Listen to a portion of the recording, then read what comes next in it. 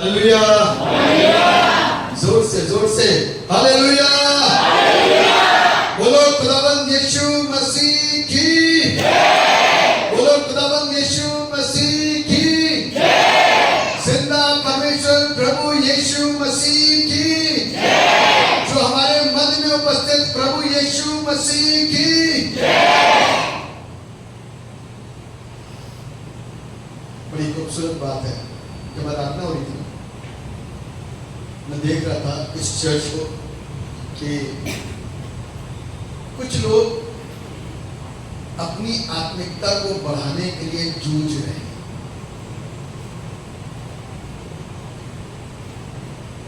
मेरी बात समझ पाए?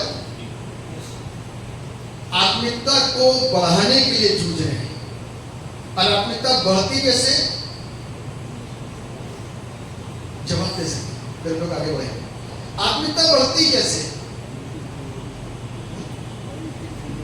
परमेश्वर की संगति से। कुछ लोग खुदा के कलाम को बहुत पढ़ना मांगते हैं, लेकिन जूझ रहे हैं, अभी तक नहीं होता ढंग से। कुछ लोग प्रार्थना खूब करना चाहते हैं, जब आराधना इस तरीके की हो जाए या कहीं और आराधना हम आप देखें तो आत्मा में और विभोर होकर के बढ़ करके और दिल करता है कि हम प्रभु के वचनों में पढ़ें, सीखें, प्रार्थना करें, लेकिन नहीं होगा। ये एक बड़ा चैलेंज है एक मसीह समाज के लिए, नहीं हो पा रहा। इसकी खुदा के कलाम के साथ में संगति, प्रार्थना नहीं हो पा रहा।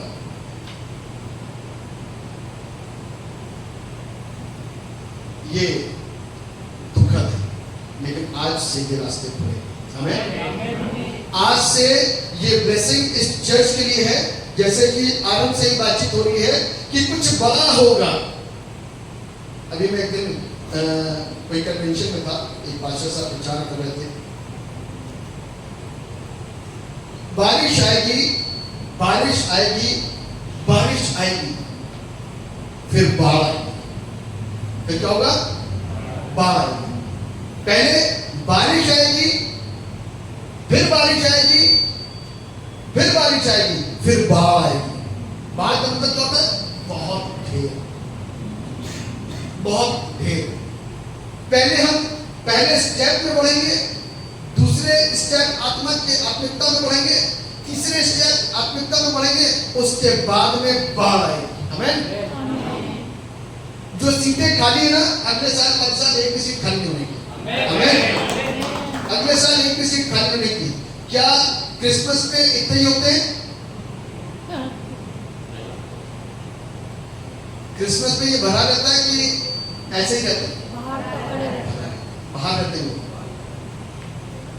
मालूम है, ये साल का एक ऐसा इवेंट होता है जिसको मैं और आप क्या बोलते हैं? अभी क्या नाम दिया गया था? बादशाह साहब ने क्या बोला था?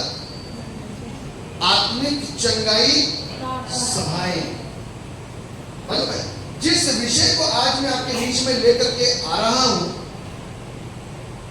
उसके लिए इंसान मेहनत करना नहीं चाह रहा। ये हल्की सी बात समझ में आ रही है कि हम ऐसे ही प्राप्त कर लेंगे चीजों को, मेहनत करनी पड़ेगी। आमीन। मेहनत करनी पड़ेगी। कितने लोग जॉब करने वाले लोग? जरा हाथ ऊंचा उठाएं। जॉब करने वाले लोग, वेरी गुड। अरे कितने लोग जॉब करने वाले? बहुत कम लोग। शुगर वाले भी कम, जॉब वाले भी कम। Very good. रिटायरमेंट ज्यादा है, रिटायरमेंट। अच्छा, रिटायरमेंट। कितने लोग जॉब कर चुके, रिटायर हो चुके हैं? Very good, very good, very good, धन्यवाद। कितनी मेहनत करी आपने? अपनी लाश के निचोड़ को, लाश की चीजों को प्राप्त करने के लिए कितने सालों की आपने मेहनत और मशक्कत करी। कोई तो साइकिल से जाते होंगे अपने काम पर, किसी का आसपास होता होगा तो कोई पैदल जाता होगा, किसी ने अपने अधिकारी से 10 बातें बहुत बुरी तरीके से सुनी होंगी, मन में रखा लेकिन कुछ कह नहीं सकता, कह देगा तो नौकरी से निकाल दिया जाएगा। कष्टों के साथ में जिंदगी को जब आपने घिसा तब जाकर के ये आखिरी का इतना बड़ा जब मिलता है ना, तब आप कहते हो जब आखिरी में मिला ना तो हमने सपना घर बना। यही तो होता ना, बेटे की शादी कर दी, बेटी की शादी कर दी, क्यों? क्योंकि आखिरी के अंदर वो जिंदगी भर का क्या मिला, एक बड़ा आपस में लड़ाई करेंगे, धनिया मिर्चा टमाटर कई सारी चीजें, और लड़ते रहेंगे लड़ते रहेंगे लड़ते रहेंगे, आखिर में क्या हो जाएंगे, सब मिक्स हो जाएंगे। बहन तू कहाँ रह गई, बहन धनिया तू कहाँ रह गई, भाई टमाटर तू तो बहुत बोल रहा था, कहाँ है सब। जब सबका अहंकार खत्म हो जाता है ना, तब हम प्रभु में एक नई ज्योति बन जाते हैं। जब तक हम अपनी जिंदगी के अंदर वो सारी चीजों को लागू नहीं करेंगे, अपने आप को पूरी रीति से निचोड़ने के लिए देंगे नहीं, तब तक वो आत्मिकता, वो आशीष जिसको हम सिर्फ दूर से देखते हैं और ताली गाते हैं, और एक बार आत्मा में हो सकता है कि माहौल ऐसा बन गया हो तो रूप परमेश्वर का हमको भी छू के निकलता हो, तो हम भी वाइब्रेट हो जाते हैं। कई बार ऐसा होता है। लेकिन ये मत समझ लीजिएगा, क्या कहते हैं, उस दिन आपको उस आत्मा से भरेगा। अरे उस दिन आपको एक टेलर दिखाया गया है ना, कि देखो खुदा का एहसास कैसा होता है, उसकी छुअन कैसी होती है। तो बच्चे क्या, बूढ़े तक उसकी तारीफ करते हैं। लेकिन यदि हम उन तजुर्बों में, उन अनुभवों में नहीं गए मेरे प्रियो, तो अफसोस।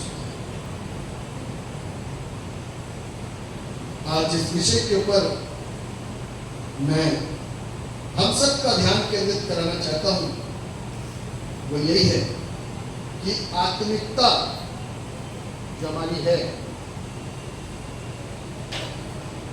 आध्यात्मिक जीवन या आत्मिक जीवन या धार्मिक जीवन में कैसे आगे बढ़ूं,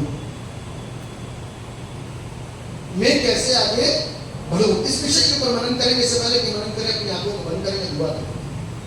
परमेश्वर पिता, हम आपको धन्यवाद देते हैं कि आप हमको इस आरपी चर्च जो रुड़की में कई वर्षों से सेवारत है, और यहां से बहुत विश्वासी और खादिम निकले हैं, जिन्होंने प्रभु एक बड़ी सेवकाई को अंजाम दिया है। आपका धन्यवाद देते हैं। आपके दास होने के नाते दो चीजों की मांग करी है। एक तो पिता, जिस आत्मिकता, जिस धार्मिकता के विषय में हम बातचीत कर रहे हैं, और जिसके लिए यहाँ के युवा बड़े बुजुर्ग जूझ रहे हैं, कि चाहते हुए भी हो नहीं पा रहा, के लिए रास्ते खुल जाएं, और आने वाले वर्ष में जब यहां पर इबादत हो, कोई भी प्रभु का दास हो, तो यहां पर एक भी जगह खाली हो। पहले दिन पूरा पैक, लोग बाहर खड़े होंगे। दूसरे दिन इबादत समय पे आरंभ होगी, लोगों को पहले से आने की आदत पड़ जाएगी। तीसरे दिन जो लोग लेट आने वाले, उनको जगह नहीं मिलेगी, घर के बाहर होंगे, चर्च के बाहर के खड़े होकर के सुन रहे होंगे। प्रभु, हम आपसे प्रार्थना करते हैं, ऐसा अभिषेक इस चर्च के ऊपर दीजिए, क्योंकि जिस महत्वपूर्ण बात को हमने आपके दास और आपके खादिम के अंदर देखा, हलीमी और दीनता और उनकी प्रार्थना का जीवन, और आपकी आवाज को जो वो सुनते हैं, उसका प्रतिफल आने वाले वर्ष में इस चर्च में दिखने पाए। और साथ ही साथ में प्यारे पिता परमेश्वर, जो बात आज आपके दास के मुख से इस चर्च में घोषित हो रही है घोषणा के तौर पे, वो हाँ और आमीन में पूरी हो। और परमेश्वर के वचन का ज्ञान यहाँ के जवानों को, बड़ों को, बुजुर्गों को अधिकाई के साथ में होगा। आप दया करेंगे हमारे शिष्य। धन्यवाद प्यारे पिता, आपने हमारी प्रार्थना को सुना। सारा आदर महिमा द्वारा आपको देते हुए इस दुआ को आपके नाम में मांगते हैं, जैसे सुनिए और कबूल कीजिए। आमीन। प्रभु को महिमा मिले। पिछले एक दिन पूर्व आपको याद होगा कि मैंने किस चीज के ऊपर प्रचार किया।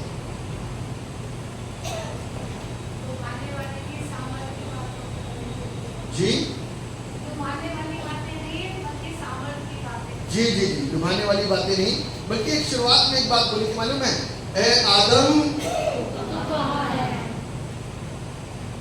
आदम गायब था परमेश्वर की हुजूरी से।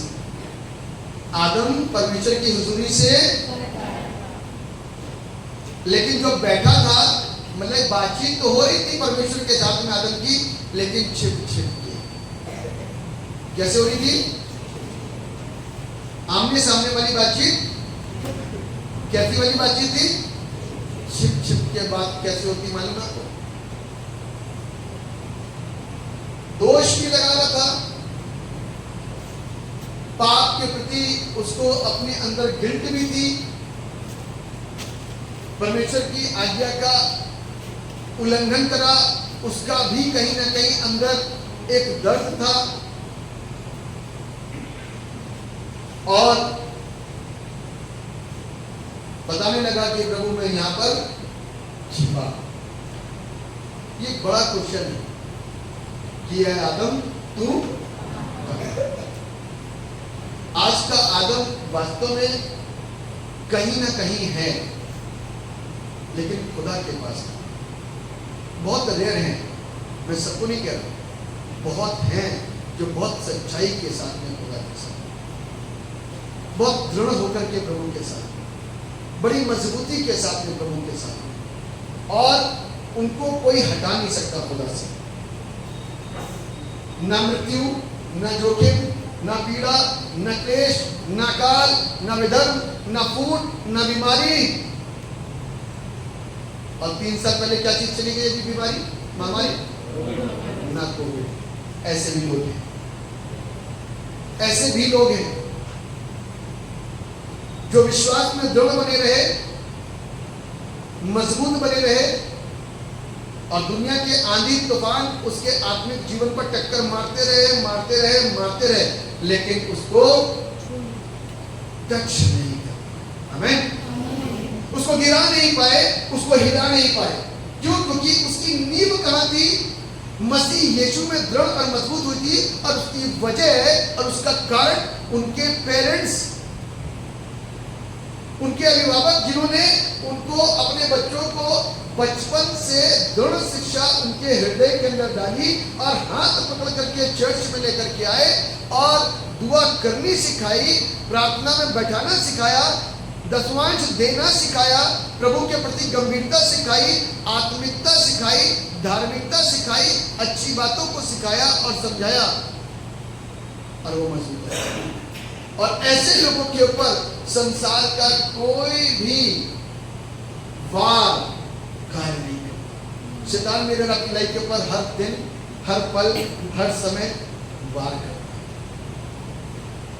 क्या करता है? हर एक पल में, हर एक वक्त में वो मेरे और आपके ऊपर वार करता है। इसीलिए मेरा आपसे एक सवाल, जब मैंने अभी इस टॉपिक को आपके सामने रखा कि हम अपनी धार्मिकता और अपनी आत्मिकता को कैसे बढ़ाएं। क्या होता है ये धार्मिकता और क्या होती है ये आत्मिकता? क्या होती है ये सारी चीजें जो धर्म से जुड़ी होती है? कोई बता दे क्या है ये धार्मिकता, क्या है ये आत्मिकता? क्या मिलेगा इससे? कुछ मिलेगा इससे?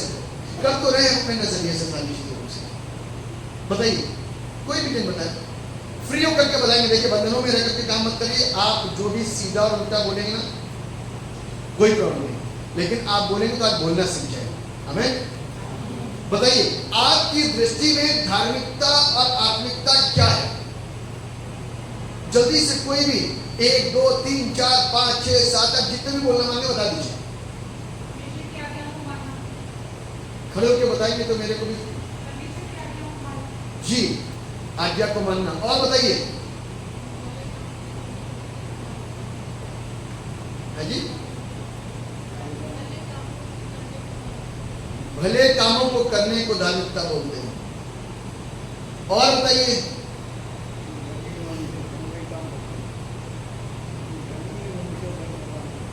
खुदा के साथ रिश्ते में रह करके उसके सारे हुक्म, उसकी बातें, चीज को फॉलो करते हैं। खुदा के साथ रिश्ते में जुड़े रहना और उसकी आज्ञा का पालन करना। और बताइए, अपने आपे का इनकार करना और अपना क्रूस उठा के परमेश्वर के पीछे चलना। अपने आपे का इनकार करके क्रूस उठा करके प्रभु के पीछे चलना। चलो जवानों से पूरे कुछ बोलते हैं। जवान क्या हो गया? कुछ आप भी बोलते हैं, हमें भी लगेगा कि जवान भी कुछ सीख रहे हैं। बताइए क्या है आपके दृष्टि में? आप बता दो आपकी दृष्टि में धार्मिकता क्या है? आप जीवन किसको कहते हैं? जवान आप मुझे मालूम है, बताइए बताइए। सांसारिक मोह माया से दूर रहकर ईश्वर में बने रहना। संसारिक मोह माया से दूर रह करके रिश्तों में ईश्वर में बने रहना। परमेश्वर में बने रहना। Very good. यीशु मसीह में आज्ञाकारी रहना। यीशु मसीह में आज्ञाकारी रहना। ठीक है, मैंने बहुत सारी बातों को आपसे सुन लिया, बहुत अच्छी बात है। ये सारी बातें सही हैं। क्या ये बातें पूरी हो रही हैं? प्रयास। Very good. ये भी एक अच्छा शब्द है, प्रयास। कब तक? इस प्रयास में कई गलतियां तो नहीं होती, और गलतियां भी हो जाती हैं तो क्या उसके लिए रियलाइजेशन का आत्मा हमारे अंदर काम करता है? क्योंकि यदि रियलाइजेशन नहीं है तो ध्यान रखिएगा कि वो प्रयास नहीं होता, वो स्वयं की गई गलती होती है। यदि हमारे अंदर अपनी गलती को मानने का कोई रियलाइज नहीं हो रहा है, एहसास नहीं हो रहा है कि हम कुछ गलत भी कर रहे हैं, परमेश्वर के कार्य के विरुद्ध में जा रहे हैं, यदि ऐसा एहसास नहीं हो रहा है तो हम जानबूझ करके नहीं करते।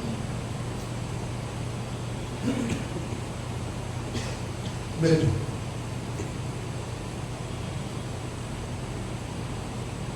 एक माँ बाप है और उनका बच्चा पैदा हुआ, बड़ा क्यूट सा, लोग आजकल मैसेज आते हैं क्यूट बेबी, है ना? बड़ा अच्छा, बड़ा प्यारा, क्यूट। और उसके बाद में कुछ इमोजी भी भेज देते हैं, है ना? यदि वो बच्चा थोड़ा सा बड़ा हो जाए और थोड़ी सी अटकेलियां सी करे और क्यूटनेस उसकी बढ़ जाए तो कितना अच्छा लगता है? बोलिए ना, कैसा लगता है? यदि बच्चा मेरे जैसा हो जाए और फिर भी वही वाली अटकेलियां करे तो कैसा लगता है? हैं? जोर से बोलिए ना। क्यों? अरे जोर से बोलिए ना, क्यों? हर चीज उम्र के हिसाब से हर चीज उम्र के हिसाब से अच्छी लगती है। बाइबल भी कहती है उम्र के हिसाब से तो तुम्हें गुरु हो जाना चाहिए था। क्या नाम है पर? चांदनी। चांदनी का कौन है? अच्छा, ये कौन सी वाली? ये वाली। हाँ, समय के हिसाब से तो तुमको गुरु हो जाना चाहिए था, लेकिन अभी भी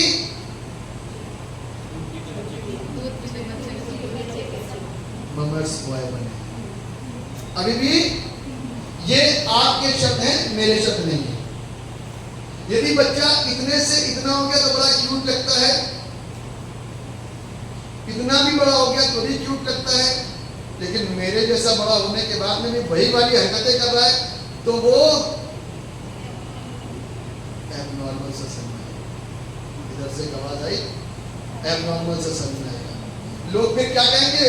आदमी साहब दुआ कर दीजिए, बड़ा नहीं हो पाया, है ना? क्या बोलेंगे? पादी साहब दुआ कर दीजिए क्योंकि हमारा बच्चा बड़ा नहीं हो पाया। प्रभु नहीं बोलता वो ऊपर से, हमारा बच्चा अभी बड़ा, अभी दूध ही पी रहा है, अभी अपनी आत्मिकता को आज्ञा पालन और यही सारी चीजों में जकड़ के रखा है, इससे बाहर नहीं आ पाता। हम अपनी बाहर की जो जिंदगी होती है, सोचिए मैं एक चॉकलेट लाऊं और इसको दे दूं तो अब इसका काम क्या होगा? क्या करेगा ये? हैं? रैपर समझ? हटवा तो दीजिए रैपर, बता दिए रैपर हटा करके खाएगा, है ना? रैपर हटा करके खाएगा। यदि बच्चा रैपर जेब में रखे और चॉकलेट फेंक दे तो क्या कहा जाएगा? उल्टे काम कौन करता है? शैतान। करवाता कौन है? आज क्या हमारी और आपकी जिंदगियों के अंदर उल्टे काम शैतान नहीं करवा रहा? परमेश्वर के विरोध में ले जाकर के काम नहीं करवा रहा? आत्मा के विरोध में ले जाकर के काम नहीं करवा रहा? और हम क्या हैं? जो शब्द अभी आपने इस्तेमाल करा था बोल सकते हैं। हम क्या हैं? मूर्ख। क्योंकि परमेश्वर का वो वचन जिसके अनुसार मुझको और आपको अभी गुरु हो जाना चाहिए था, हम अभी भी दूध पीते, लेकिन आज प्रभु मुझको और आपको बढ़ाना चाहिए। आमीन। इसी विषय के ऊपर आज हम मनन करने के लिए यहाँ पर उपस्थित हुए हैं। इसी विषय के ऊपर आज हम और आप अपने ध्यान को केंद्रित करने के लिए यहाँ पर बैठे हुए हैं।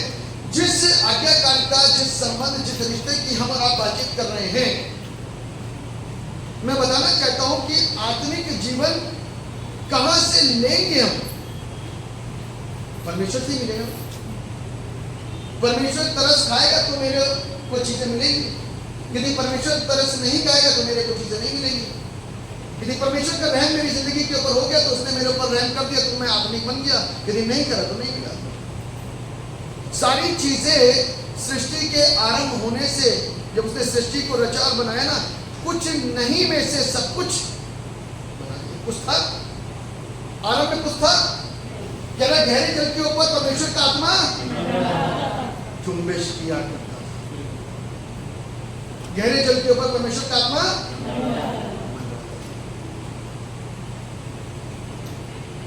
और क्या हुआ? तब कुछ नहीं था, लेकिन परमेश्वर ने सब कुछ बना दिया।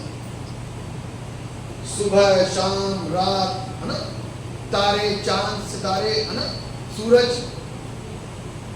खाने के लिए फल, पानी, सब्जी, फूल, खूबसूरती, पहाड़, पहाड़ियां, जानवर, वैरायटी के फल, वैरायटी के फूल, वैरायटी के पेड़, सब कुछ बना दिया।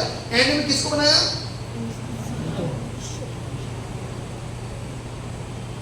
सब कुछ तेरा आदम, सब कुछ तेरा। आदम ने देखा कि आदम के पास में परमेश्वर है। परमेश्वर के होने का एहसास यदि उसकी बुद्धि में होकर के हम काम करें तो याद रखेगा परमेश्वर मेरे साथ है। क्योंकि परमेश्वर ने मुझको और आपको क्या दिया है? सुंदर बुद्धि दी। ये किस चीज का बना है? कहां से? पहले कहां थी? पेड़ पे थी। अब पेड़ से यहां कैसे आ गई? पेड़ से यहां कैसे आ गई? मनुष्य को परमेश्वर ने बुद्धि दी और बुद्धि से उन्होंने उस पेड़ को चीरा, काटा और उसको बना करके मेरे और आपके बीच में बैठने योग्य चेयर बना दी, मेज बना दी। बैठो, इसका इस्तेमाल। ये किसने बुद्धि दी? परमेश्वर। यदि परमेश्वर के साथ मेरा आपका रिश्ता ना हो तो वो सारी चीजें जो आत्मिक है वो मुझको और आपको मिल नहीं सकती। आत्मिकता में उठने के लिए मुझको और आपको बढ़ना पड़ेगा। उसके लिए परमेश्वर से बात करनी पड़ेगी। संसारिक आशीषें, आत्मिक आशीषें, दो प्रकार की आशीषें होती हैं। इंसान के नजरिए क्या होता है? मेरे पास बहुत सारी चीजें, भाई साहब आज हमने कार भी ले ली, आज प्रभु की बहुत बड़ी आशीष, हमने कार भी ले ली, हमारे पास आज ये भी आ गया, हमारे पास वो भी आ गया, बेटी की शादी हो गई, बेटे की शादी हो गई, वो बाहर चला गया, वो अंदर आ गया, सारी चीजें आ गई। खुदा की आशीष है। आखिर में क्या बोलते हैं? खुदा की आशीष है। बिल्कुल खुदा की आशीष है। लेकिन फिर वो जुड़े हुए रिश्ते टूट क्यों जाते हैं? वो मसीह खानदान के बच्चे इधर उधर क्यों भाग जाते हैं? वो अन्य त्योहारों में क्यों इन्वॉल्व हो जाते हैं? मैंने देखा अभी कौन से कोई फेस्टिवल लेटेस्ट आने वाले हमारे नहीं है जिसके लिए, लेकिन हम बड़े खुश होकर के इन्वॉल्व होकर के मनाते हैं। क्या परमेश्वर ने हमको और आपको आज्ञा दी? अभी तो हम कहते हैं कि परमेश्वर की आज्ञा बने रहे। इसका मतलब कि हम उस आज्ञा का पालन ढंग से कर ही नहीं रहे। ये बाइबल हमारे पास सिर्फ है हमारे घर की खूबसूरती बढ़ाने के लिए और इसके अलावा कुछ नहीं। कितने लोग मन मार करके अपने आप को फेस्टिवल में रोकते हैं। रक्षाबंधन भी बनता है, this is as per the Bible. Christian के फेस्टिवल सही है, मनाते कि नहीं मनाते? हाँ या ना? सही बोलेगा? आप बताइए, क्या हम आज्ञाकारी अभी भी दूध नहीं पी रहे? Who is baby? बच्चा कौन है? जो ये बोलता है मुझे मतलब नहीं, मुझे खाने से खाना डाल दोगे आप, सलाद किसी के लिए रखोगे, फल किसी के लिए रखो, तो पहले से उसमें से टमाटर निकाले खाना शुरू कर, वो बच्चा है। आप जब खाना लगाई लोगे वो तब तक एक गिलास में हाथ मारेगा, गिलास का पानी नीचे आ जाएगा, उसको बोलते हैं बच्चा, क्योंकि अभी उसका दिमाग परिपक्व, अभी वो उस लेवल पर नहीं पहुंचा, उस स्तर पर नहीं पहुंचा, उस जगह पर नहीं पहुंचा, क्योंकि वो अभी बच्चा है। खाना खा के खूब खाएगा, जा करके बिल कौन भरेगा? माँ बाप। बच्चा कभी बिल भरता? ये अपनी जेब से निकाल रहा हूं, पापा दो मेरी पॉकेट मनी से। छोटा सा बच्चा पॉकेट मनी जानता ही नहीं, वो सारा बेयर कौन करेगा? पेरेंट्स करेंगे। खेलते खेलते दौड़ते दौड़ते थक जाएगा, पैर में दर्द होगा, रोना शुरू कर देगा। अब पैर कौन दबाएगा उसके? माँ बाप। तो वो बच्चा है, अभी वो बड़ा नहीं हुआ। बड़ा कब होता है मालूम है? जब वो दूध से अन्न खाने लगता है, दूध से अन्न खाने लग जाता है। जिस दिन हम और आप अन्न खाना शुरू करेंगे मेरे प्रियो, उस दिन बड़े होंगे। क्योंकि ये जवाब आपने दिया, मैंने सिर्फ क्वेश्चन करा कि क्या हम उन तमाम चीजों में, रीतियों में और उन त्योहारों में क्या हम इन्वॉल्व हैं? और बड़ी आसानी से कई बार लोग उनको कहते ठीक है कर लो, इंडियनाइजेशन, ये इंडिया में रह रहे हैं। वो इंडिया नहीं है, वो स्वर्ग होगा। स्वर्ग की तैयारी इंडिया में रह करके स्वर्ग की तैयारी हो सकती है। स्वर्ग का एक सिलेबस है। हमें जोर से बोल सकते हैं हमें। स्वर्ग की तैयारी इंडिया के तरीके से, इंडिया के सिलेबस से नहीं होगी, उसी के सिलेबस से होगी जो मुझको और आपको परमेश्वर ने हजारों साल पहले दे दिया। हमें और बड़ी आसानी के साथ में हम और आप बोल देते जी हाँ हम इन्वॉल्व हैं। पुराने वक्त में माँ बाप लोग डांट करके बैठा दिया करते, लेकिन अब इतना मॉडर्न हो गया जमाना कि अपने बच्चों को बहुत छूट दे दी, बहुत लिबर्टी दे दी। इसीलिए वो ब्लेसिंग्स जो आज मेरी और आपकी होनी चाहिए थी ना, वो है नहीं। अभी भी हम कैसे हैं? दूध पीते हैं। कहीं भी हम अपने माइंड को चढ़ा सकते हैं, इधर ले गए, उधर ले गए, इधर ले गए, उधर ले गए। सीरियस नहीं, मैं आत्मिकता की बात कर रहा था, धार्मिकता की बात करता। इसके लिए सीरियसनेस होनी चाहिए, गंभीरता होनी चाहिए। और जब तक वो गंभीरता भी अगर आपकी जिंदगी के अंदर कार्य नहीं करेगी ना, वो सीरियसनेस नहीं आएगी मेरे लाइफ के अंदर, तो ध्यान रखिएगा हम प्रभु के लिए और उसके सामने हमेशा बच्चे रहेंगे। और जो बच्चे प्रभु बनाना चाहता है वाले बच्चे नहीं हम। जो बच्चा प्रभु हमको कहता है कि बालकों के समान बनो, वाले बच्चे नहीं है, क्योंकि हमारे अंदर एक दूसरे के प्रति क्या क्या है? ईर्ष्या और वैरभाव है, जलन, कपट, घमंड, सारी बातें देखिए आगे। मैं ऐसा विश्वास करता हूं कि क्रिश्चियंस के अंदर ये सारी चीजें एटलीस्ट नहीं होनी चाहिए, क्योंकि बाइबल में हमको ये सारी चीजों के निर्देश मिले हुए, लेकिन फिर भी हमारे अंदर पाई जाती है। लेकिन अब मैं आपके उस पॉइंट को और उस शब्द को जरूर से दोहराना चाहूंगा कि हम प्रयासरत हैं आपके उस शब्द को फिर से। लेकिन ये चीजें हमारी जिंदगी के लिए आदत न बन जाए प्रयास करते करते उन सारी चीजों के ऊपर अपने चीजों को अंकुशित करते हुए अपने आप को उन सारी चीजों से बाहर ले आए, तब प्रभु के साथ में रिश्ता होता है। आत्मिकता का जो स्तर है ना वो ऊंचा होता है, और जब आत्मिकता का स्तर उठता है ना तो अपने ही लोग हमारे और आपको क्या कहते हैं, अच्छा पादरी बन गए। तब अपने लोग बोलेंगे है ना जी, पादरी बन गए। बोलते नहीं बोलते, सच्चाई है जी। इसको मैं और आप नजर, मैं प्रैक्टिकल बातें इसलिए कर रहा हूं क्योंकि यदि आप प्रैक्टिकल छोटे स्तर की बातों को सीखे ना, आप तो अभी मैं यहाँ से सुनाना शुरू करूँ क्या कहते परमेश्वर का राज्य क्या है, कैसे है, पवित्र आत्मा क्या, पवित्र आत्मा का काम क्या, उसके फल क्या, ये सारी बातों को बताना शुरू करूँ, आप यहाँ से सुन करके वहां तक पहुंच जाओगे और क्या होता है, एक नया हो जाएगा और फिर अगली कन्वेंशन आ जाएगी। इस प्रैक्टिकल बातों के ऊपर मेरा और आपका कोई ध्यान नहीं जाएगा कि त्यौहार हमको संसारिक लोगों के मनाने चाहिए कि नहीं मनाने चाहिए। तो सीधा शब्द है मेरी तरफ से ना, मेरी तरफ से सीधा शब्द है ना, और आपकी तरफ से आपके बच्चों को भी पकड़ करके बैठा लेना नहीं। आपको वो चीजें, वो बातें, वो चीजों को देना चाहिए। इतने एडवांस मत हो जाइए कि आप हर एक चीज को करने के लिए अपने बच्चों को अनुमति दे दें। कल को वो चर्च में नहीं पहुंचेंगे, सीटें नहीं खाली हैं। सीट खाली होने का मतलब मालूम क्या है, क्योंकि उनको खुदा से मोहब्बत नहीं है। मजबूरियां बहुतों की हो सकती है, मैं उसको मानता हूं, लेकिन बहुतों के पास टाइम है तो आना चाहिए। यह आपके चर्च का एक सबसे बड़ा इवेंट है ना, ये आपके चर्च का एक सबसे बड़ा इवेंट है साल में। ये क्यों होता है मालूम है आपको? कन्वेंशन क्यों होती है? ताकि हमारी जिंदगियों के अंदर खुदा के कलाम को सुनकर के परिवर्तन आ जाए।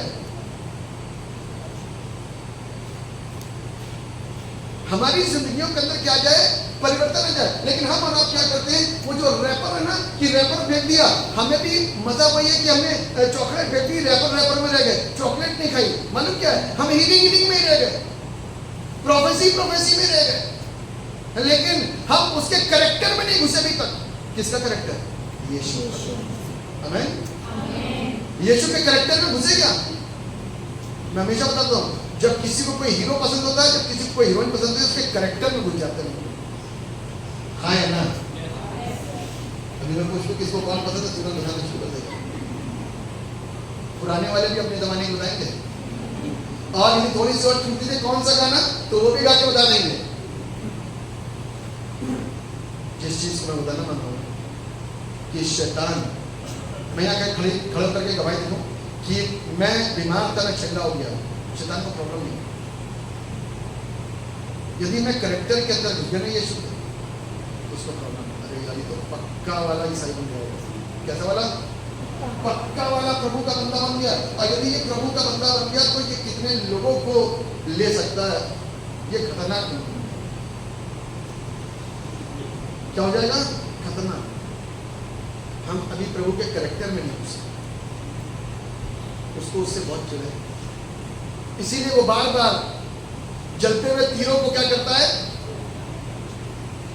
जलते हुए तीर। कभी देखे जलते हुए तीर कैसे आते? कब देखे? किसने देखे? कब देखे? कहां देखे? किसने देखे? कैसे देखे?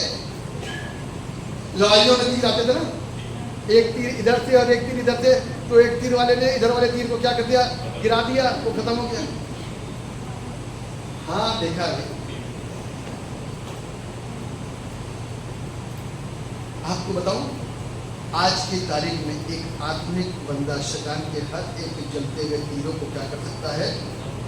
रौंद सकता है। आमीन। आत्मिक बंदा। इसीलिए मैं पूछ रहा हूं कि आत्मिकता में ऊंचे कैसे उठे, बढ़े कैसे?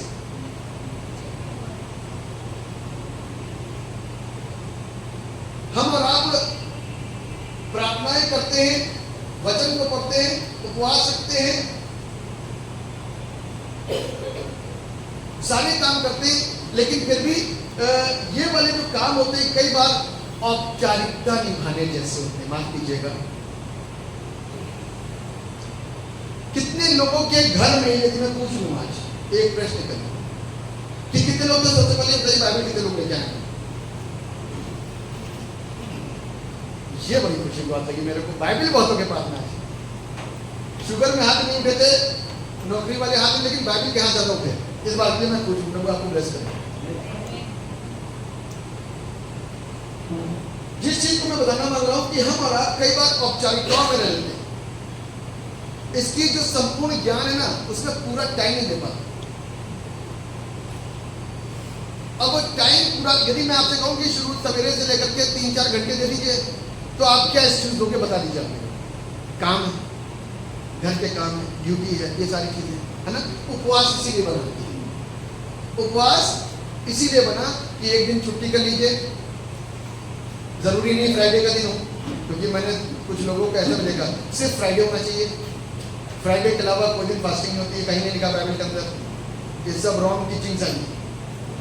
ठीक है, यीशु मसीह को कलवरी क्रूस पे जब लटकाया गया तो वो दिन, वो आज हमारा गुड फ्राइडे से शुक्रवार का दिन मानते हैं, इसलिए वो प्रथा वहां से चालू हो गई। लेकिन ऐसा कोई बाइबल में कहीं हमको ऐसी अनुमति नहीं मिली, तो इसलिए आप उपवास कभी भी और किसी भी दिन रख सकते हैं। और ये 2 घंटे वाला, 3 घंटे वाला, चाय वाला, पानी वाला, बिस्किट वाला भी रखा जाता है, ये रखा जाता है। इससे भी बाहर आ जाइए, इससे भी बाहर आ जाइए, क्योंकि ये सारी चीजों से हमको और आपको क्या होना है? बाहर आना है। क्योंकि हम और आप परमेश्वर के कैरेक्टर में घुस ही नहीं पा रहे हैं। हम उपवास रख क्यों रहे हैं? हम उपवास रख क्यों रहे हैं? परमेश्वर के साथ अपने संबंध को मजबूत करने के लिए। हम उसके कैरेक्टर में घुसने की कोशिश कर रहे हैं, लेकिन हमको प्यास लगी तो हमने थोड़ी देर में पानी पी लिया, 2 घंटे पूरे हो गए, इतनी देर के अंदर हम वापस आ गए, फिर खाना खा लिया, उपवास खत्म। यदि हम सवेरे से लेकर के रात के 12 बजे आज उपवास शुरू हुआ हमारा, और सवेरे सूरज डूबने के बाद तक, और यदि प्रभु ने और अगुवाई कर दी ना, मन हटी ना, बाइबल पढ़ते पढ़ते, दुआ करते करते आत्मा ने पकड़ लिया, अब नहीं जाने दूंगा तुझे, तो आप ध्यान कर लेना, हट नहीं सकते। 100% तजुर्बा बता रहा हूं। यदि आप वचन में कई बार घुस गए ना, और आपको वचन समझ में नहीं, बहुत गहराई के साथ में आप उठोगे, और आत्मा में भर करके जब आपने प्रार्थनाएं शुरू करी, 10 मिनट, 15 मिनट, आधा घंटा, 1.5 घंटा, 2 घंटा, आप उठोगे नहीं आत्मा में भर करके। अभी हमारी प्रार्थना कितनी देर की होती है? आधा घंटा, 1 घंटा। बाइबल को हटा के बता दूं मैं, आधा घंटा, 1 घंटा, और जिसमें वो पुराना रटा रटाया सारी दुआ होती है जो डेली की जाती है, उससे हट ही नहीं पा रहे। आत्मिकता की दुआ कुछ डिफरेंट होती है, रटी रटाई दुआ कुछ डिफरेंट होती है। इसीलिए हमारी आत्मिकता क्या हो रही है? छोटी हो रही है। हम अपने परमेश्वर को गहराइयों में समझ ही नहीं पा रहे, उसको जान ही नहीं पा रहे, और उसके जीवन से मिलने वाली वो आशीष हमारे जीवन के ऊपर आई नहीं रही, क्योंकि परमेश्वर का मन मेरी ओर इस तरीके से नहीं हो रहा कि वो मुझको कुछ दे, क्योंकि मैं उससे उस तरीके से मांग ही नहीं रहा हूं। ना मैं मांग रहा हूं, ना आप मांग रहे हैं। इसीलिए कई बार पास्टर्स की लाइफ में दिक्कत होती है, लीडर्स की लाइफ में दिक्कत होती है, मिनिस्टर्स की लाइफ में दिक्कत होती है, चर्च लाइफ के अंदर दिक्कत होती है। इसलिए बाइबल के अंदर भी आपने देखा होगा कि चर्च के अंदर गुटबंदी देखी आपने, चर्चेस के अंदर झगड़े कहां से आ गए? लिखा ना बाइबल के अंदर, मालूम है? ये इसलिए क्योंकि हम परमेश्वर के उस कैरेक्टर के अंदर कुछ नहीं, हमको शैतान वहां तक जाने नहीं दे रहा। आप देखिए ना, चर्चेस बहुत सारे हैं, बहुत गवाहियां हो रही हैं, बहुत प्रार्थना हो रही है, सब कुछ हो रहा है। क्या वाकई में सारे जिंदगी, सारे जीवन बदलते जा रहे हैं? ये अच्छी बात है कि ये सारी चीजें हो रही हैं, क्योंकि ये बाइबल के अनुसार है। बाइबल के अनुसार, क्योंकि बाइबल कहती है हर एक घुटना झुकेगा, हर एक जुबान, और प्रभु के सामने जिस समय न्याय होगा ना, एक भी बंदा खड़ा होकर के ये नहीं बोलेगा कि मुझे तो वचन किसने बांटे। वचन सबके पास जाता है, मुझसे लेकर के अन्य जाति के छोटे बड़े हर एक तबके के कानों में वचन है। कुछ रह गए हैं तो वहां तक के लिए काम प्रभु कर रहा है, और उसके आने में विलंब यही है। 2 पत्रस 3 अध्याय 8वां पद, कि उसके आने में विलंब क्यों है? क्योंकि वो नहीं चाहता कि कोई भी नाश, सबको जीवन देता है। तो मेरे प्रियो, जिस बात को मैं आपके साथ में बांटने के लिए आज आया हूं, मेरे साथ एक रेफरेंस निकालिए। रोमियो की पुस्तक उसका 8वां अध्याय और उसका 6वां पद, जिस किसी को मिले पढ़े। रोमियो 8:6। शरीर पर मन लगाना तो मृत्यु है, परंतु आत्मा पर मन लगाना जीवन और शांति है। शरीर पर मन लगाना क्या है? मृत्यु है, परंतु आत्मा पर मन लगाना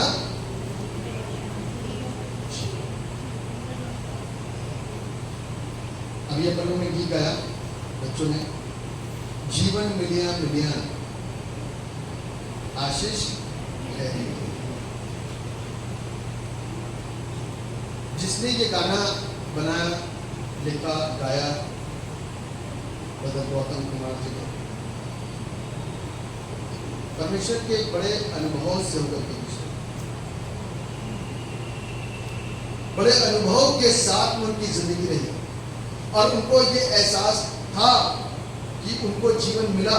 जब जीवन मिला ना, तो जीवन के अंदर की हर एक बात को बाहर निकाला गीत के माध्यम से, हर एक बात को निकाल के बाहर निकाला सिर्फ गीत के माध्यम से, ताकि वो अपनी बातों को व्यक्त कर सके एक गीत के माध्यम से।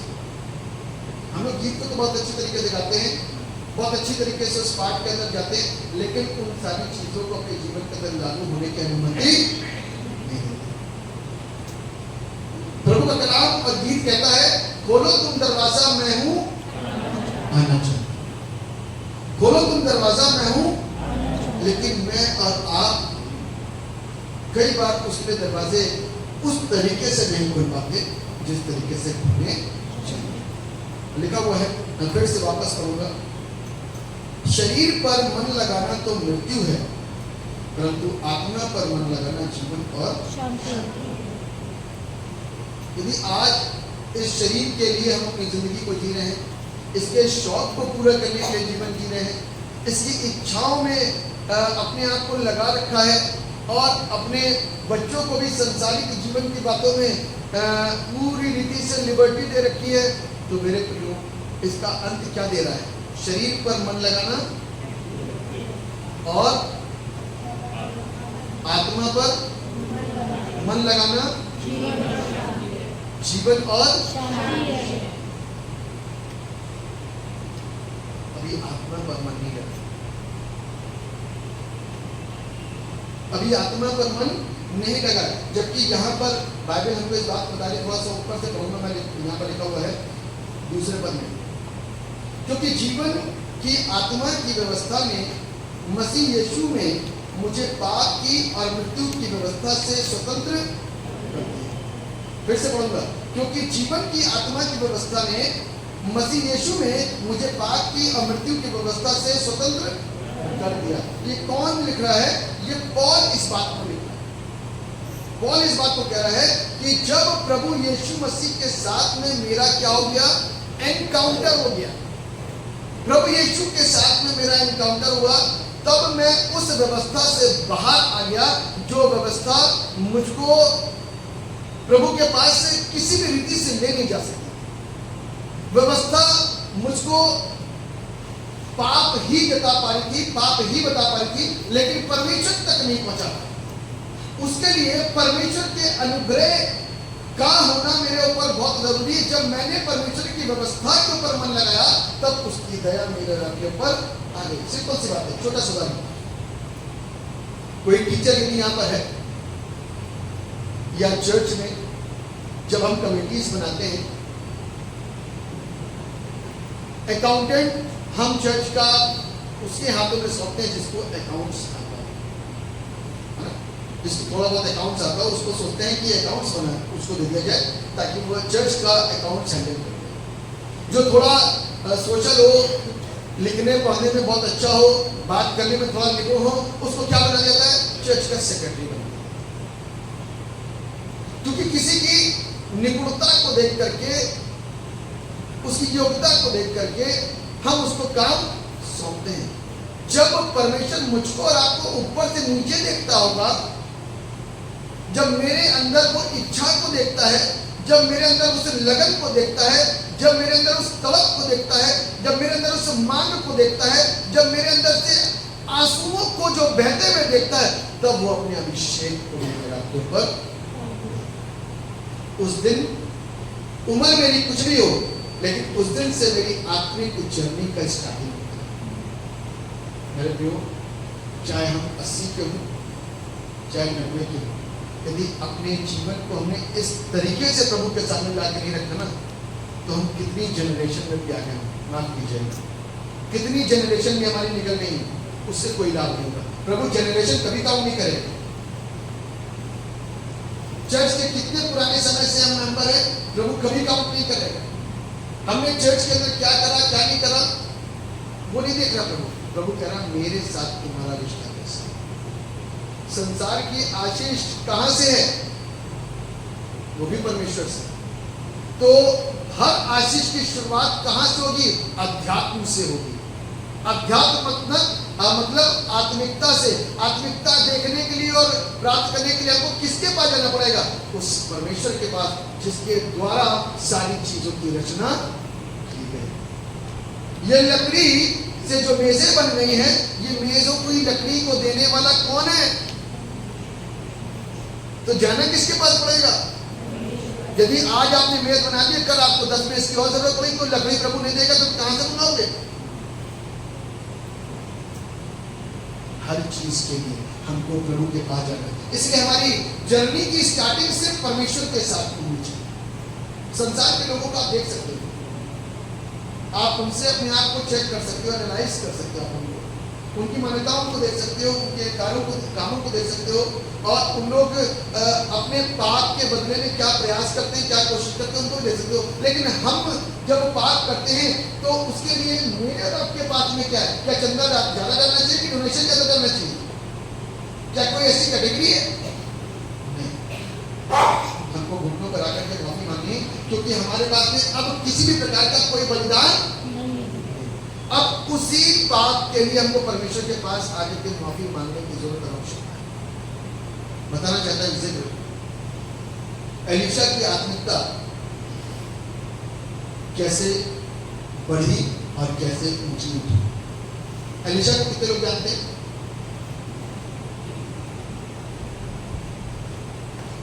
पूछ लो।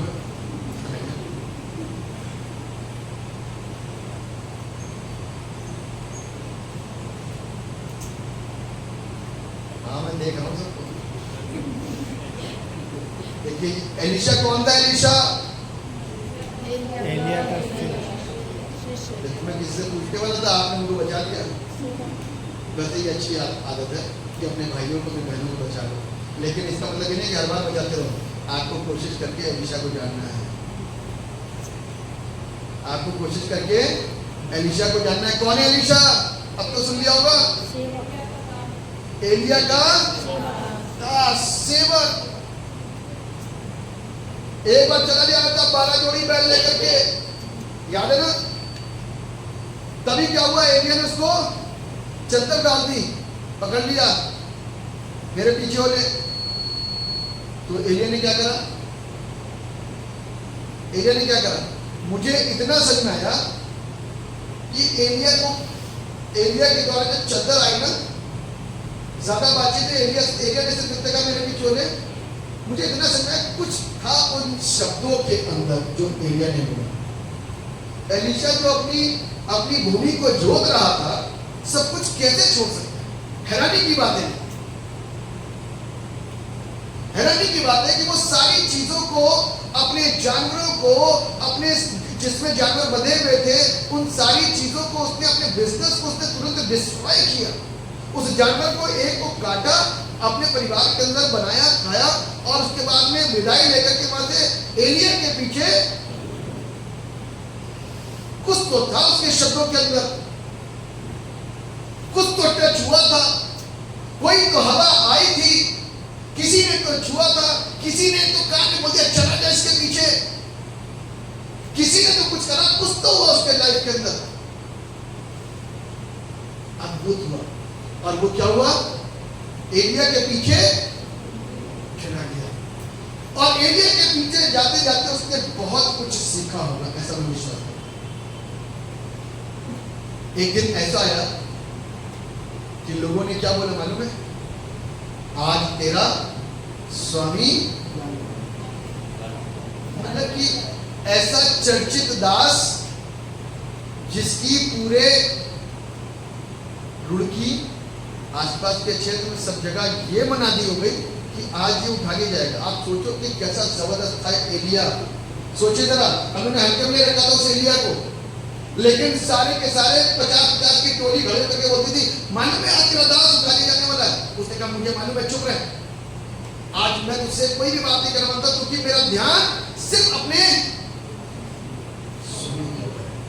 अपने स्वामी के ऊपर, एलिया के ऊपर। क्यों? कुछ नहीं बात करूंगा, सिर्फ स्वामी और मेरी बात है। मुझे भी मालूम है मेरा स्वामी उठाया जाने वाला है, मुझे मालूम है कि आज मेरा स्वामी उठा के जाएगा। अब उसके दिमाग के अंदर कुछ चल रहा है। उसने अपने स्वामी की कितने साल सेवा करी? कई साल सेवा। स्वामी को अच्छे से चेक करता, वो उसके लिए आइडियल था, वो उसके लिए हीरो था। उसने उसको पूरी अच्छी तरीके से चेक करा, उसका हर तरीका, हर काम, हर एक चीज, हर तरीके से उसने फॉलो करा। लेकिन आज दिन आ गया उठाए जाने का, उसने क्या करूं?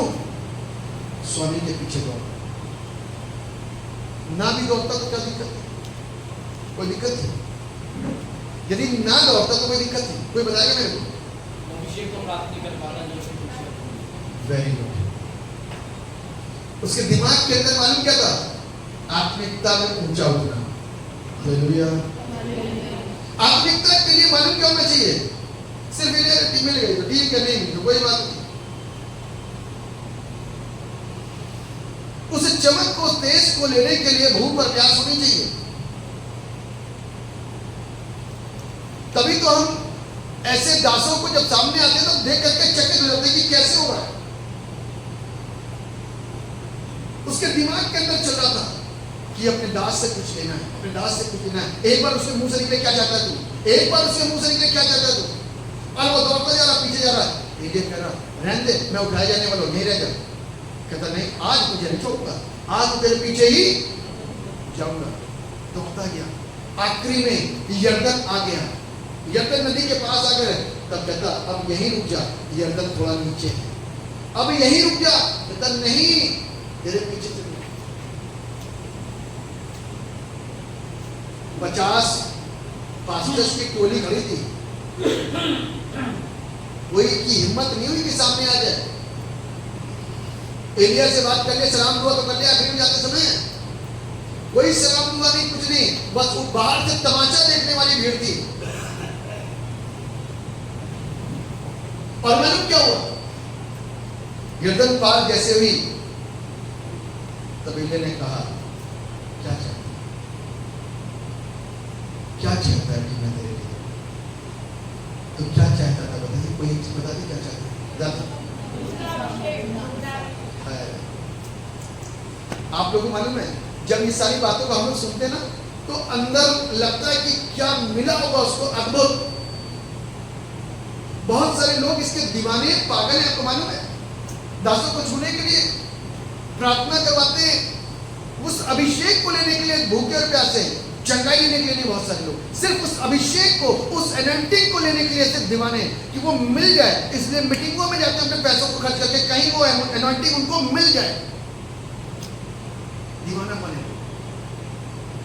समर्पण है उसके अंदर, अपना समय निकालना है। मीटिंगों में दौड़ भाग के कहीं कितनी दूर भी हो रहे, जाना ही जाना है, पैसा खर्चा करना है।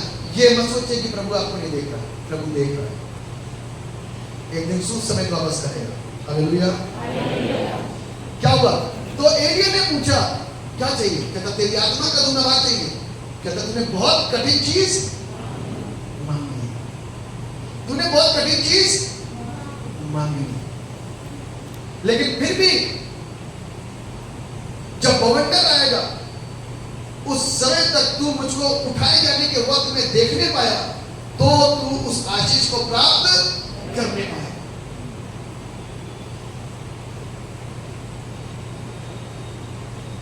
फिर क्या हुआ?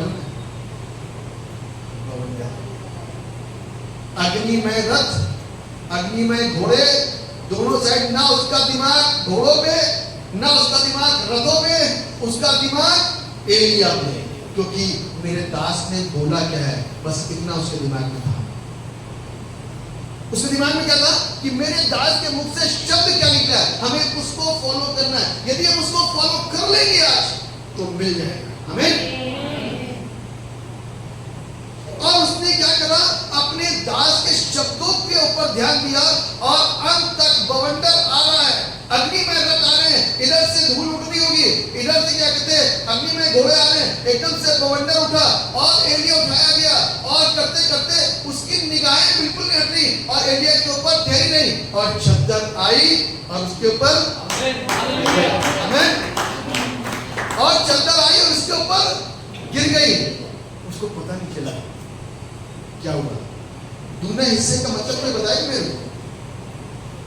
दूने हिस्से का मतलब क्या होता है जी? कोई बताए ना, आप लोग मुझे बताइए प्लीज, मुझे बड़ा अच्छा लगेगा। कोई भी खड़ा करके बताए, मुझे बड़ा अच्छा लगेगा। बोलिए ना, कोई जल्दी से बोलिए ना, क्या कहना मांगे? दूसरा उसने क्या मांगा था? दुगनी आशीष होती क्या है? आमेन। जो आशीष है उसकी डबल आशीष, और जो आशीष है उसकी डबल आशीष नहीं। आप ये सोचो कि आशीष है किसकी? एलिया की आशीष थी।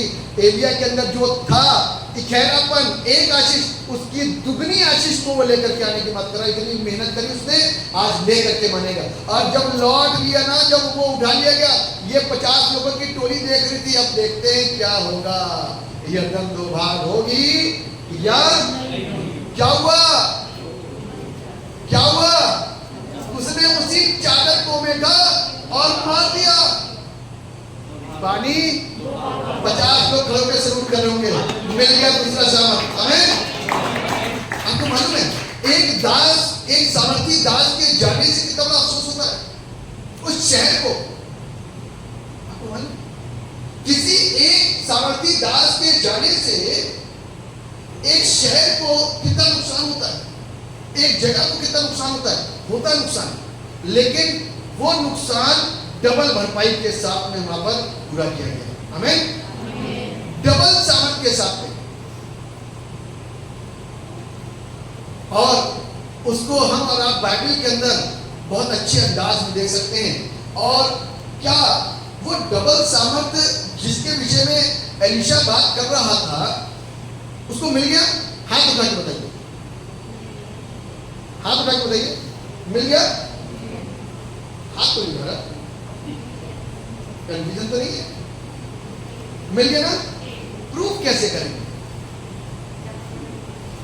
उसको? प्रूफ कैसे करेंगे? रुक जाइए, आप लोग वचन सुन चुके हैं। प्रूफ कैसे करेंगे कि डबल सामर्थ उसको मिला? भाई वो भी तो प्रूफ होना चाहिए। कब मिला, कैसे मिला, और कैसे मानेंगे क्या कहते डबल सामर्थ है? चलिए कोई बात नहीं, मेरे साथ निकाल लीजिए।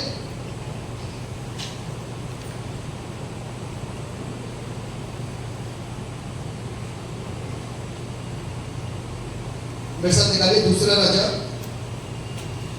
उसका दूसरा अध्याय और उसका 19 पर। कोई एक जन करके जोर से पढ़ सकता है। दूसरा राजा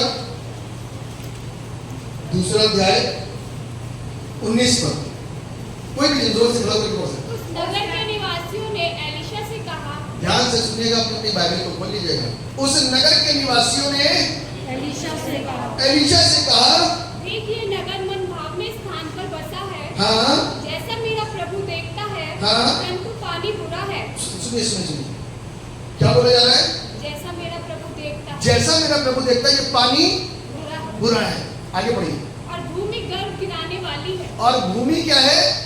गर्भ गिराने वाली, मतलब कि जितनी गर्भवती महिलाएं थी उस जमीन पर रहने वाले, उस जगह पर, उस मिट्टी में रहने वाले, उस शहर में रहने वाले, उस गांव में रहने वाले, उसका पानी कोई भी पीता था ना, गर्भ गिर जाया।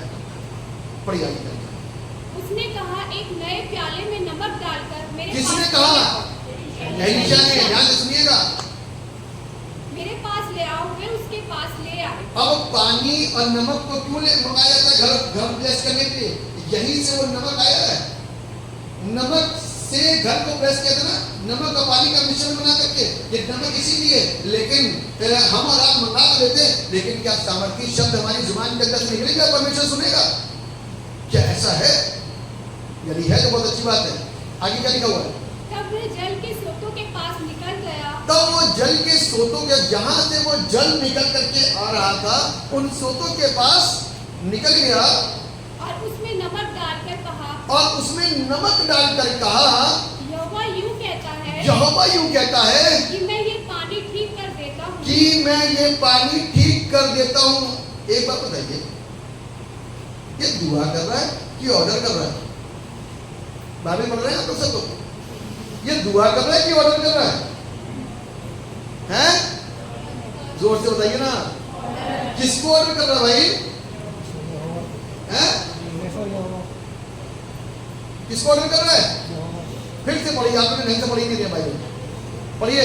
तब वह जल के स्रोतों के पास निकल जल गया के स्रोतों के पास निकल गया और उसमें नमक डालकर और उसमें नमक डालकर कहा, यहोवा यूं कहता है, यहोवा यूं कहता है। किससे बातें कर रहा है?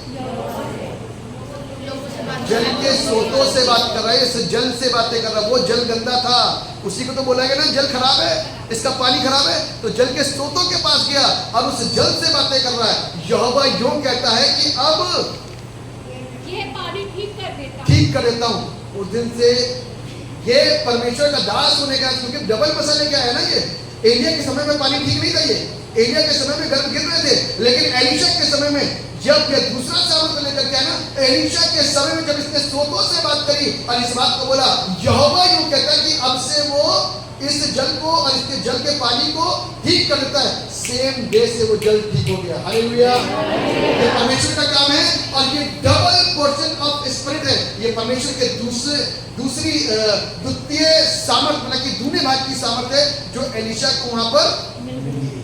आमीन। इसको कहते हैं आत्मिकता में आगे बढ़ना। जो हमारा विषय है ना, आत्मिकता में आगे बढ़ना। अभी हम छोटी चीजों को लेकर के सीख रहे थे। अभी हम छोटे बच्चे थे, लेकिन अब क्या हो गया? अन्न खाना शुरू कर दिया। जब बच्चा अन्न खाना शुरू होता है ना, तो उसका फुल डेवलपमेंट होता है। 6 महीने के बाद कितने मामा लोग आकर के चढ़ी चटकते? हमारे में तो नहीं ना, समझ तो रहे होंगे आप सारी बातें। 6 महीने के बाद में मामा लोग आते हैं, भतीजे को भांजी को कुछ करके जाते हैं, आज से तुम अच्छा खाना, आज से तुम डेवलप हो जाओ। हमको उन रीतियों में नहीं जाना। मैं फिर बता रहा हूँ, क्योंकि हम इतनी बड़ी आशीष को भी सुने किसके द्वारा? एलीशा से। एलीशा ने इतना बड़ा सामर्थ प्राप्त करा। कैसे? ये कच्चे कामों को करके, संसारिक लोगों के साथ मिलजुल करके अपना पूरा लाइफ डिवोट करा एलिया के साथ। आमीन। अपनी पूरी लाइफ एलिया के साथ में डिवोट करी और डिवोट करने के बाद मालूम क्या हुआ? डबल पोर्शन ऑफ स्पिरिट, आत्मा का दोनों भाग, डबल पोर्शन ऑफ स्पिरिट, अपनी उसकी आत्मा का दोनों भाग उसको मिला। तब जाकर के ये इतना बड़ा काम कर पाया। जल के स्रोतों के पास जाकर के ऑर्डर कर रहा है। यहोवा यूं कहता है कि अब से मैं इस जल को, अब पता नहीं किसने बात कब करी होगी यहोवा से कि मैं ऐसे जाकर के बात करूंगा। इसके बाद जाके जल के स्रोतों को ऑर्डर कर दिया और उस दिन सोते जो खराब थे वो सही हो गए। आमीन। इसको बोलते हैं आत्मिकता में ऊंचा उठ जाना। ये है आत्मिकता में हम और आप आगे बढ़ेंगे। कैसे आगे बढ़ेंगे? जब हम अपनी जिंदगी को पूरे समर्पण के साथ परमेश्वर के पास जाके दुआ नहीं करें। दुआ तो हम लोग पहले करके आए थे कि परमेश्वर अपने काम को करिएगा। अब हम ऑर्डर किसको करेंगे? हर एक अंधकार की शक्ति को निकल के बाहर चले जाओ। हर एक वो चीजें जो परमेश्वर के रास्ते में बढ़ने के लिए लोगों के सामने रुकावटें बन जाती हैं, यहाँ से दूर चली जाओ। परमेश्वर ऐसा कहता है कि तुम यहाँ से दूर चली जाओ तो 100% वो चीजें, बहरापन यहाँ से दूर चला जाए तो 100% यहाँ से दूर होकर के जाएगा। अंधापन यहाँ से दूर होकर के चले जाए तो 100% दूर होकर के जाएगा। यहाँ से शुगर हट जाए यीशु मसीह के नाम से तो वो भी हटेगी। क्यों? क्योंकि अब हम ऑर्डर करने के लिए यहाँ पर बैठे, क्योंकि परमेश्वर ने वो अधिकार मुझको और आपको दिया, और यदि आज मैं और आप उस अधिकार का इस्तेमाल कर पाएंगे तो अद्भुत आशीष मेरे और आपकी जिंदगी में, मेरे और आपके परिवार में, मेरे और आपकी मिनिस्ट्री में, मेरे और आपके चर्च में बहने पाएंगे। आमीन। रुका हुआ पानी अलग होता है, बहता हुआ पानी अलग होता है। तो मैं क्या कह रहा हूँ, बहने पाएंगे। जब कोई चीज बहती है ना, तो आप कितने भी कोने में आकर के बैठे हो, इस ग्राउंड को भरने से कोई ताकत रोक नहीं सकती। हमें मुझे अपनी गवाहियां अच्छी तरीके से याद है, मैं भूला नहीं। हम लोग भी इतने लोगों के साथ में कभी चर्च में बैठा करते थे, जहां मैं पहले सेवा करता था, कम लोगों के साथ में, और हम लोग दुआ करते थे, प्रभु क्या है ये, लोग आते क्यों नहीं चर्च में? हम लोग इतनी मेहनत करते हैं, इतनी मेहनत करते हैं, लेकिन ये चर्च नहीं आते। क्या हो गया इन क्रिश्चियंस को? एक दिन मैं अनाउंसमेंट से मैंने सबको बहुत डांटा। मैंने कहा तुम नहीं आओगे ना, ये दरवाजा परमेश्वर आने जाते हुए कहते हो। और वो दिन परमेश्वर ने आने जाते हुए रास्ता खोला, आज तक बंद नहीं हुआ। ध्यान रखिएगा, जिन सीटों पे आज आपने खाली छोड़ रखा ना, जिस दिन यहाँ से ऑर्डर हो गया ना कि आने जाते हुए रास्ता खुल जाए, तो इसमें आपको जगह मिल नहीं पाएगी। फिर आप रोगे, फिर आप पाटिल साहब को कंप्लेंट करोगे, पाटिल साहब यही लोग आकर के पहले बैठ जाते हैं, हमारे लिए जगह नहीं है। आज जगह है तो खाली पड़ी है, आज जगह है तो खाली पड़ी है। मेरे प्रियो, हम और आप एलीशा की जिंदगी से कुछ नसीहत ले रहे हैं। हमें आत्मिकता में ऊंचा उठना है। और क्यों उठना है मालूम है? क्यों उठना है? क्योंकि हमको अपने पिता के पास जाने की नहीं आती कि झूठा अपने नाम के आगे लिखवाना स्वर्गीय फला फला, क्योंकि झूठा लिखवाया था ज्यादातर लोग। हमारा काम है दुआ करने, प्रभु इनकी आत्मा को स्वीकार कर लीजिए, न्याय तो प्रभु करेगा। मेरी यहाँ से प्रार्थना करने से कोई भी पापी इंसान बदल नहीं सकता, और ना मैं किसी को ये नहीं मानता कि वो पापी है, न्याय परमेश्वर करेगा। मैंने अपनी तरफ से दुआ कर दी। आप बाद में किसी को कुछ भी कहते हो, कोई किसी को कुछ कहते हो, लेकिन बुरे इंसान के नाम के आगे स्वर्गीय लिखी दिया जाता है, नरके कोई नहीं लिखता। तो हमारी जब वहां जाने की तमन्ना है, तो यहां से कोशिश क्यों नहीं हुई? अब अन्न खाना शुरू करो, अब अपने उस बचपन को छोड़ करके बड़ी बातों को सीखें और परमेश्वर के साथ अपने रिश्ते को जोड़ें। क्योंकि यदि आज मेरा और आपका रिश्ता प्रभु के साथ में जुड़ गया, तो ये ध्यान रखिएगा कि मैं और आप आशीषित हो गए हैं। और यदि मेरा रिश्ता प्रभु के साथ नहीं जुड़ा तो बड़ा मुश्किल हो जाएगा। मैं कल फिर आपको एक और नई जर्नी में लेकर के चलूंगा सुबह। और हम आरंभ से चले थे सृष्टि से, वहां से हमने सृष्टिकर्ता के उस सृष्टि को देखा, आदम को देखा, पाप को देखा, बलिदान को देखा, यीशु मसीह के द्वारा दिए गए उस बलिदान को देखा। आज हमने आत्मिकता में उठना और बढ़ना सीखा कि कैसे हम आत्मिकता में ऊंचे उठ सकते हैं, क्या करना पड़ेगा।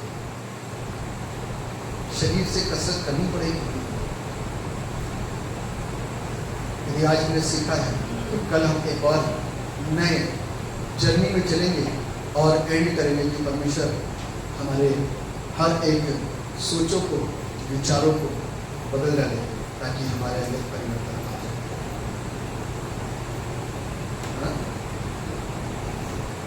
उस दिन मैंने बताया था ना, 10 लोगों ने आकर के कंप्लेन करी, हम कनान में नहीं जा सकते, ऐसे था ना, क्योंकि उनकी सोच संसारिक थी। 2 लोगों ने कहा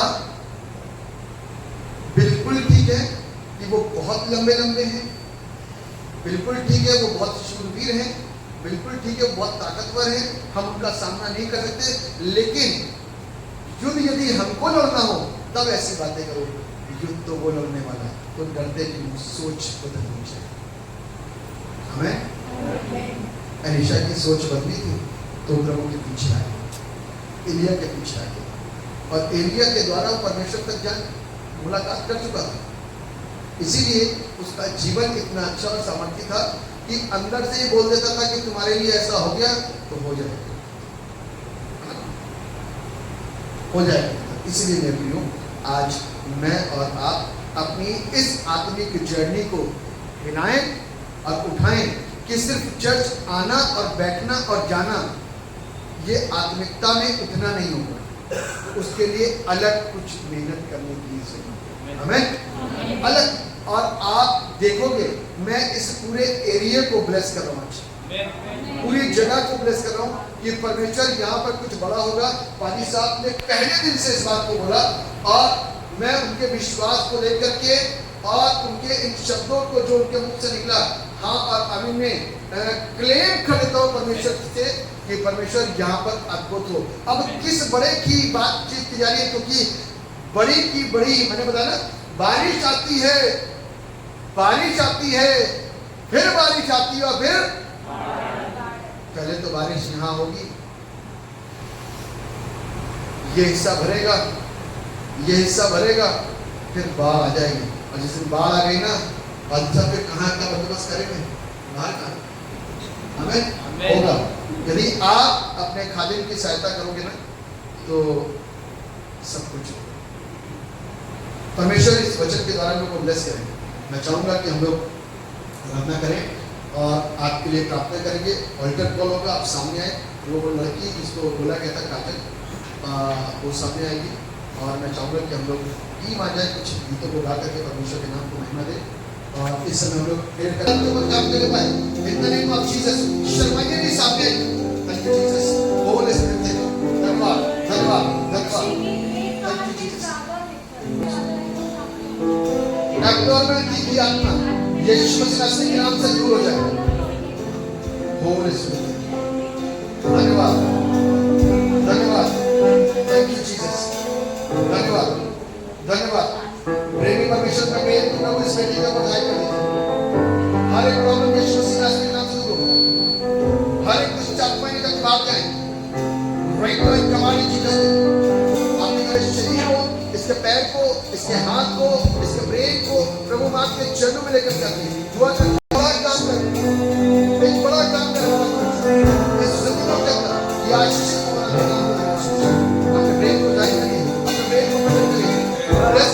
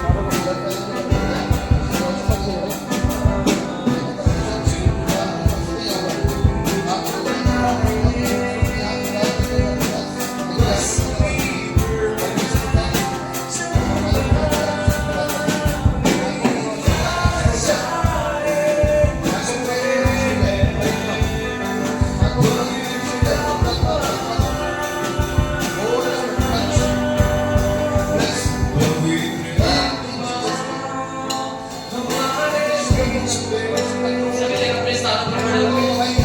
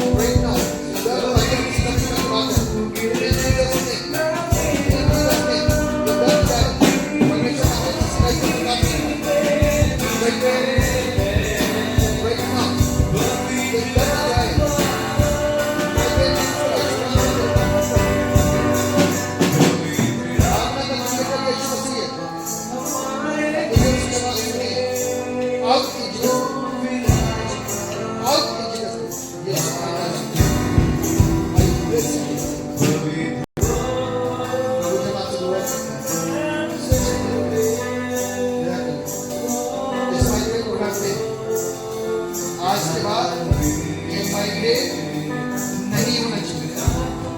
जाओ से निकल जाओ। और ये जो एनर्जी है वो भी यीशु के नाम से निकल जाए राइट नाउ। परमेश्वर आशीष देता है, परमेश्वर जगा देता है। धन्यवाद। आगे से ये दर्द नहीं, आगे से ये एनर्जी नहीं, क्योंकि प्रभु हमारे बीच में है और वो आगे जो हमें सभी कार्य करके हील कर रहा है, चंगा जो दे रहा है। आई ब्लेस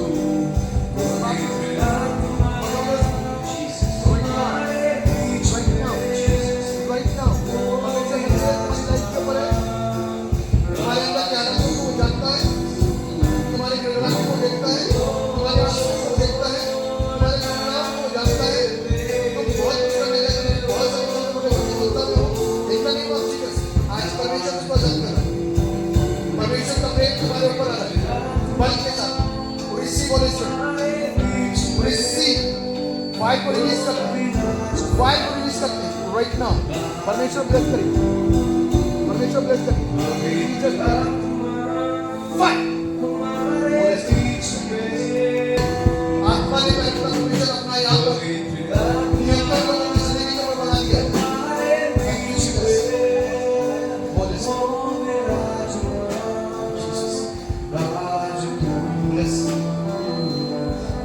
प्रभु मैं जिस चीज को देख पा रहा हूँ आज ये अपने अंदर से ही बात कर रहे हैं और आत्मा इनको अंदर ही अंदर गाइड कर रहा है। होली स्पिरिट ब्लेस करिए। किसी की लाइफ के ऊपर Holi spirit in Jesus holy spirit परमेश्वर आपका दिन इन जीसस आप खाली करो तुम्हारे अपने आप को खाली करो वो तुम में आएगा और तुम में आके अपना राज करो और जिसको आपके पास है बेटी आएगी ना बताइए आराधना नाम है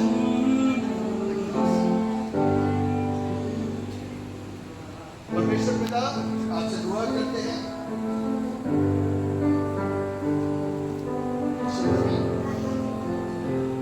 और इनके परिवार के लिए बेटी जिसका नाम तो आराधना है लेकिन परमेश्वर आज आराधना के दिन परिवार के भवन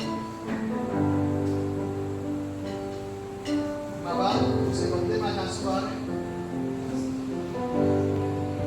आज परमेश्वर उसे एक जगह पर जहाँ पर बैठे यहाँ पर बोले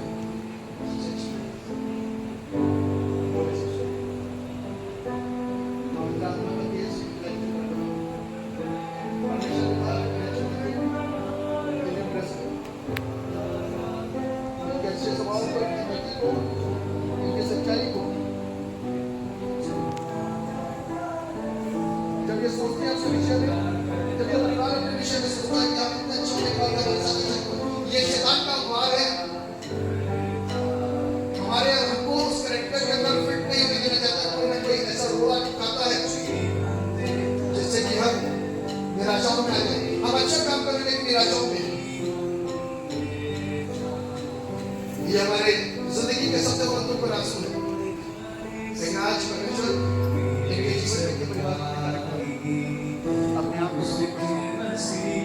परमेश्वर का रूप इन्हें छुए और ब्लेस करें राइट नाउ फायर को रिलीज करें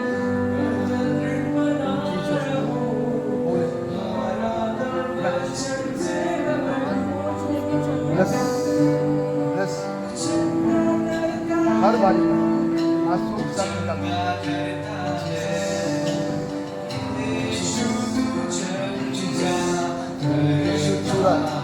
चंगा कर रहा है चंगा कर रहा है चंगा कर रहा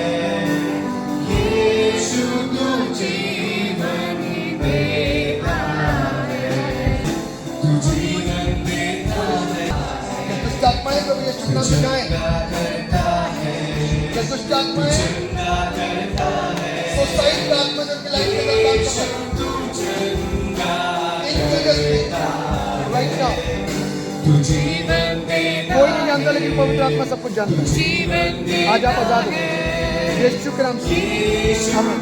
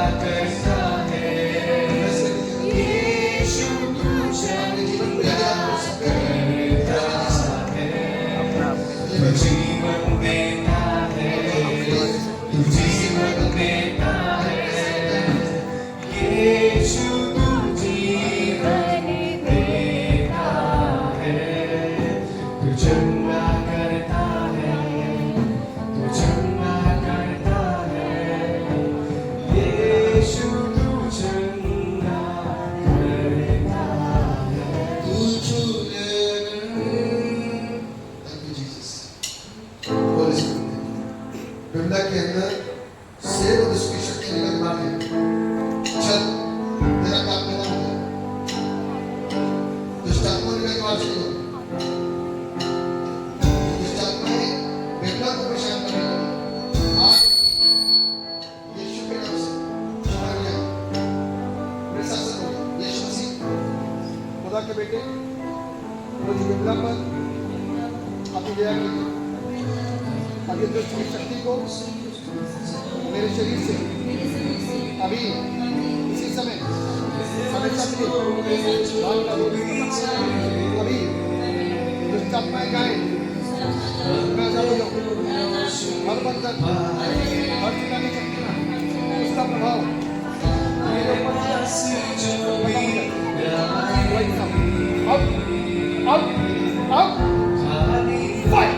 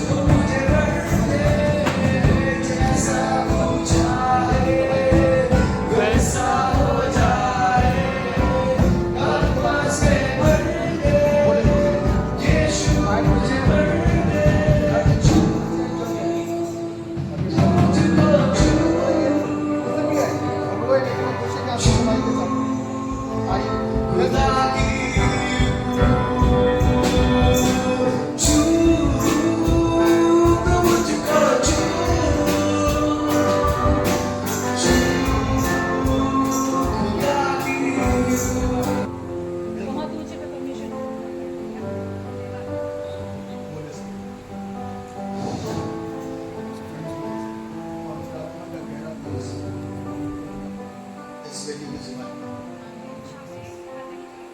Holy Spirit. Listen. Right now. इस चर्च के छोटे-छोटे बच्चे इस चर्च की बुनियाद ब्लेस कर देगा इस मीटिंग में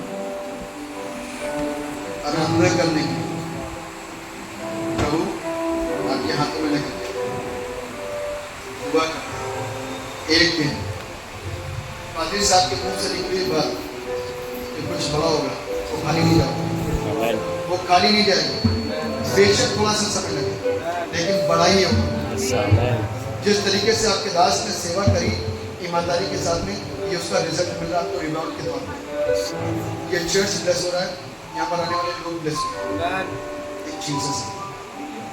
ये बेटी आशीषित है और आने वाले दिनों में हम सब इसको आराधना करते हुए अच्छे स्तर पर देखेंगे।